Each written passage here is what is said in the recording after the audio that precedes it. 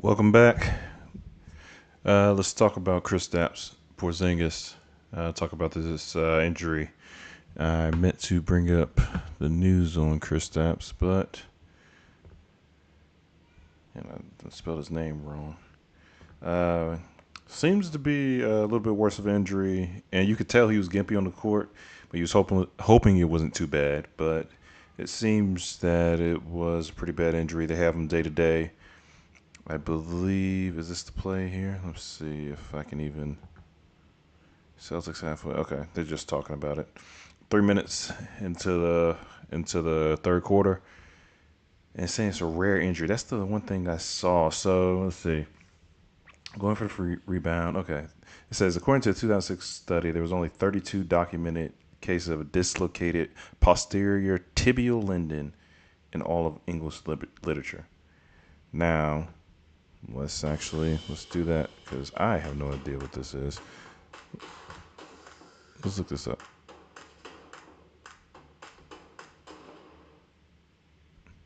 I don't know what that was, but let's look this up. Okay, a dislocated posterior tendon can cause pain and instability in the foot and ankle. This condition often leads to adult acquired flat foot deformity, where the arches become flattened. The posterior tibialis tendon is a crucial structure that supports the foot and helps maintain its arch during walking. Surgery may be necessary to repair a torn or inflamed tendon. Depending on severity, surgical options including removing or fixing the damaged portion of the tendon or even replacing it with tissue from another part of the foot. Risk associated with surgery include okay, that's surgery. Wow. Okay, so it is actually pretty bad. There's a guy. If I was thinking about it, there's a guy that I on Twitter is like a sports doctor and whatnot. Actually, if I wasn't doing it by myself, I could look on the phone. Actually, I can still since that's what I'm doing. But it's a guy I follow on X, Twitter, whatever. Oh, let me get off this site. Get off this site that I follow. Yeah, and he gives good details on sports injuries and whatnot. And I like looking at them or looking at some of the things. And I look at it for fantasy football. You can look for NBA content. Man, I can't find. Of course, when you try to need up, I think I just saw Jesse Morse. So he says. So Jesse Morse, Doctor Jesse Morse, says in his tweet, and I'll paraphrase a little bit. I don't listen to coach. This is why I don't listen to coach speak. Basically saying that Porzingis was not fine, and the new injury he suffered was a big deal, and they're going to break it. They're going to break it down. He probably already broke it down. Um, he's saying there's three likely scenarios. Um, so he can be allowed to play in limited minutes. He can sit for game three, and the outcome returning basically if they win game three, he's not coming back until probably game seven, or just to shut him down indefinitely. They say he is at increased risk for further plus new injuries to that left ankle, and he's also increased risk of re-injury to his right calf. Yeah, sounds like you should not play him. Yeah, I don't know if you should play him. Uh, just looking at another source, they were talking about IT and Robert Williams. I'm not sure about IT. I mean, not IT, Robert Williams' situation, but IT's. I do know his hip. He was playing injured and then basically became a shell of himself because he should have had surgery on it. Never got the surgery, probably until after the season, and did a lot of damage and changed him overall just as a player. Kristaps, and that's the thing about the big man, and hopefully, and that's what I hope in Wimby's case that he doesn't have to deal with. Big men with foot injuries, lower extremities, just super scary for the big guys. Because they can be super athletic, like Porzingis when he first came in the league with the Knicks was super athletic. When I say and not saying he's still athletic for his size now, but meaning the fluidity to his game. He could. I feel like he could guard three men if he needed to. He was 7'3", and you really didn't see anything like that before. He wasn't too big, wasn't bulky, and he could shoot. He could give some highlight dunks. But then you start having those injuries. It kind of changes your game.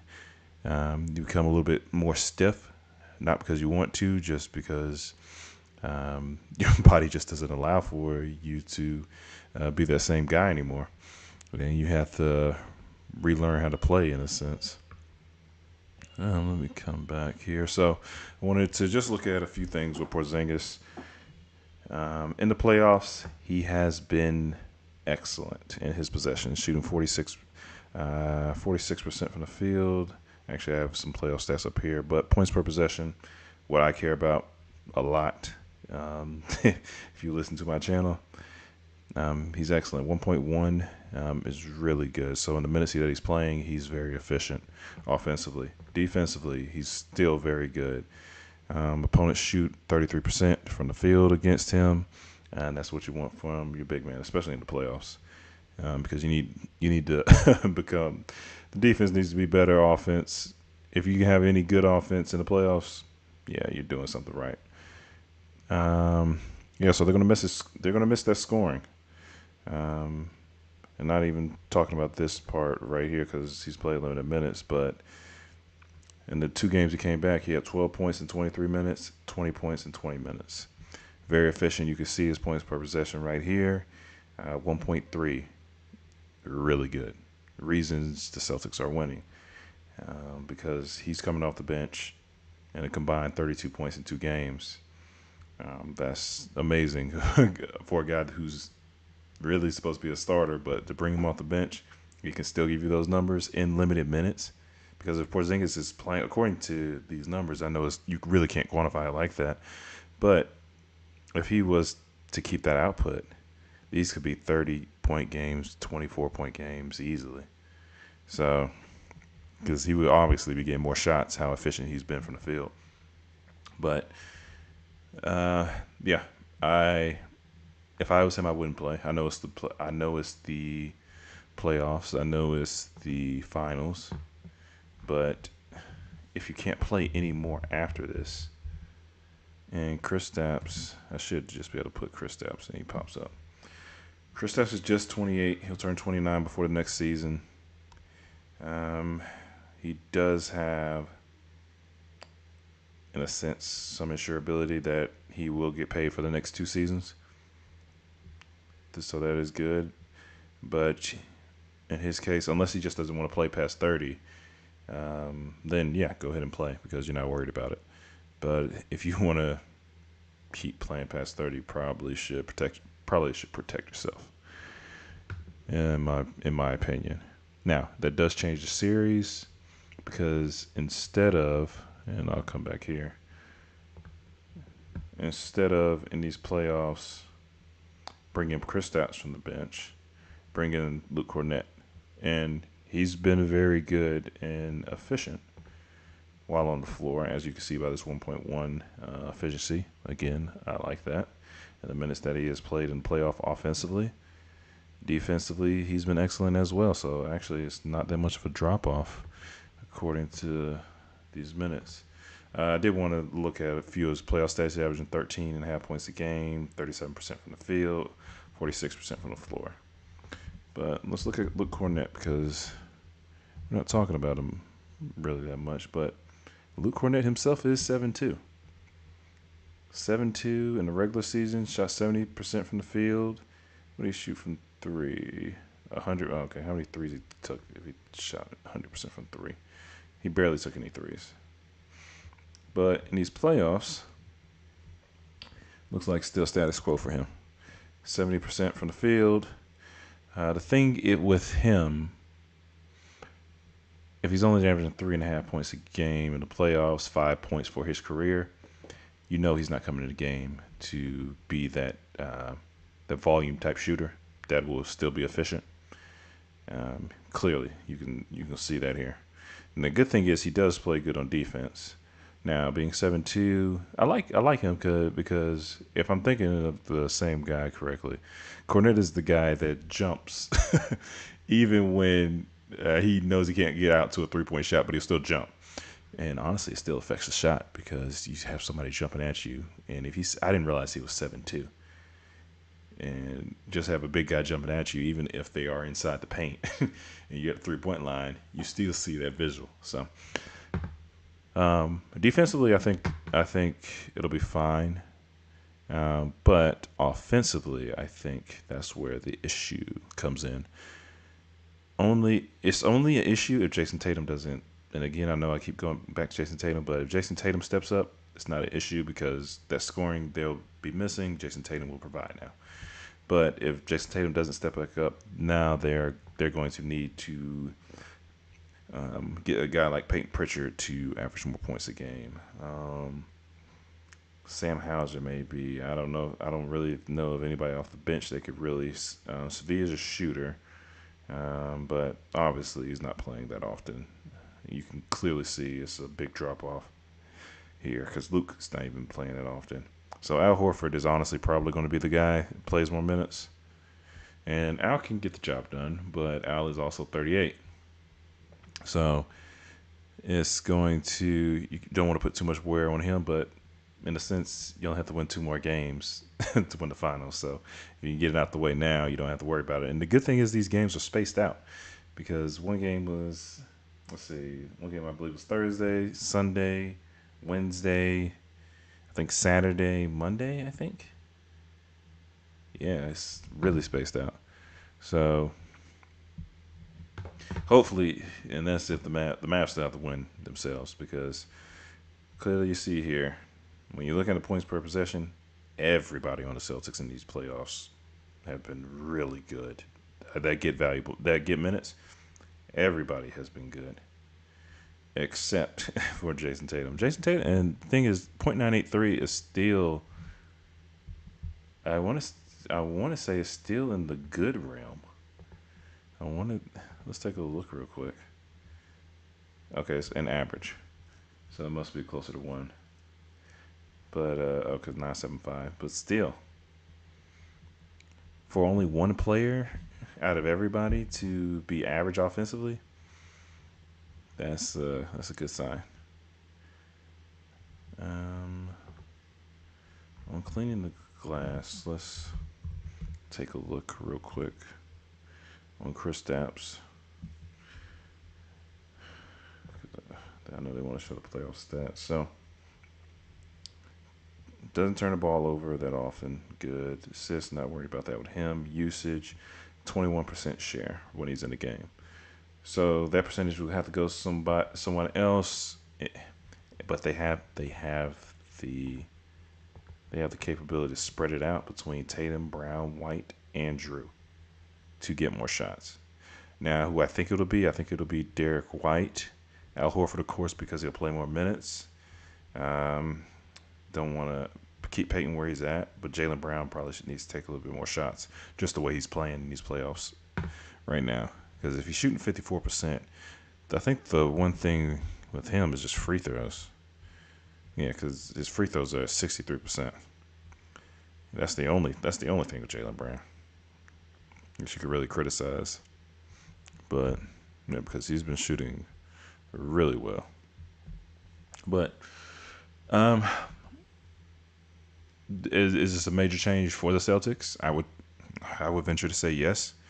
Is it a death blow? No, not at all. They could still win this series in 5. I think. Now I've already predicted the Mavs winning in 6. I'm shaky on. I'm shaky on it. I'm sticking to my prediction though, because I think if they can get Kyrie going, but the same thing with Boston if they get Jason Tatum going. But now you're losing a guy that could potentially get you 20 points in a game that was coming off the bench. And looking at the bench, other than Peyton Pritchard offensively, I don't know. Sam Hauser, I don't think he's averaged. I'm about to look at both of them real quick, but if Pritchard, if I had to take a guess, on most he probably averaged was 10. If I had to take a guess, 9.6. Good efficiency though. Always say that about Pritchard. Good efficiency. And Hauser, because he does get some shine as well. Hauser in the regular season averaged 9, and a good 3-point shooter as well. Really, it seems like that's his primary focus to shoot threes. Because in the regular season, if you are averaging almost 6 and you take 7 field goals a game, your job is to shoot threes, and he does it efficiently. In the playoffs, he's down just overall 32, 37%. I want to say on his efficiency metrics I saw, they're still pretty good. If anything, he's still good on efficiency, yeah. Even at a 37% clip, which is surprising.